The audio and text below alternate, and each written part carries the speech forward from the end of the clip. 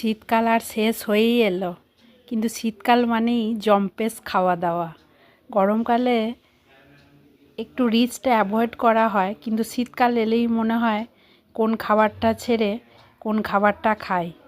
তাই চটপট চলে গেলাম রান্নাঘরে, সব কিছু দেখিয়ে দিচ্ছি তোমাদের সাথে। নিয়েছিলাম প্রথমে মটর কলাই, সেদ্ধ করে আগের দিন রাতে রেখে দিয়েছিলাম। তারপরে কি কি মশলা দিলাম দেখে নিয়েছো নিশ্চয়ই। মিক্সিতে দিয়ে এবার চলে এলাম গরম কড়াই চাপিয়ে দিয়ে কি কি দিলাম, এলাচ, লবঙ্গ, তেজপাতা, চিনি, এগুলো দিয়ে তেলটা গরম হয়ে এলে তারপরে পেঁয়াজগুলো ভাজতে দিয়ে দিলাম পরিমাণ মতন, যেমন দেবে তোমরা।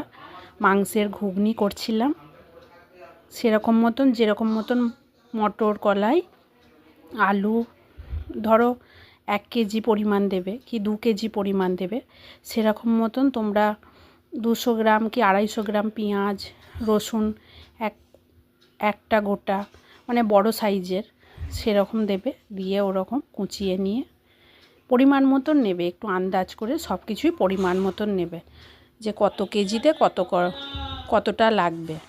তারপরে টমেটোগুলো দিয়ে দিলাম, যেমনি হালকা হালকা ভাজা হয়ে গেল পেঁয়াজ রসুনটা। তারপরে টমেটোগুলোও একবারে ঘেঁটে হয়ে গেলে, মানে গলে গেলে আর কি, তারপরে আদা জিরে লঙ্কা বাটা সমস্ত দিয়ে দিলাম। তার সাথে ঘুগনির মশলা সানরাইজের দিয়ে দিলাম, মিট মশলা। আমি একটু নিজের মতনই করার চেষ্টা করি যাতে টেস্টটা ভালো হয়। তারপরে কম আঁচে ভালো করে কষছিলাম যাতে না লেগে যায় আর না ধরে যায়। তারপরে দিয়ে দিলাম সেই মাংসের কিমাগুলো। আগের দিনে আমি কিছুটা পরিমাণ তুলে রেখে দিয়েছিলাম, সেগুলোই দিয়ে দিলাম। তারপরে কলাই, মানে মটর কলাই আলু দেখতেই পাচ্ছ, সেগুলোও দিয়ে ভালো করে মিক্স করে নিয়ে কষাতে থাকছিলাম যাতে কাঁচা গন্ধটা চলে যায়। সেদ্ধ করে নিলে হয় কি, মানে খোসাটা ছেড়ে দেয়, তো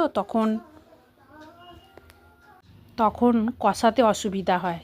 তাই এইগুলো দিয়েই কিন্তু আমি কষিয়ে নিচ্ছিলাম। তারপরে সিটি দিয়ে নেব, একটা কি দুটো, যেরকম তোমাদের সেদ্ধ হয় সেরকম পরিমাণ সিটি দিয়ে নেবে। এই কষানোটাই আসল। আমার মনে হয় কষানোটা হলেই যেন রান্নার দ্বিগুণ স্বাদ আরও মানে সুন্দর হয়। যত বেশি ভালো করে কষাবে তত কিন্তু স্বাদ বাড়বে। স্বাদ হলে মানে গন্ধেতেই চারিদিকটা মোমো করছিল।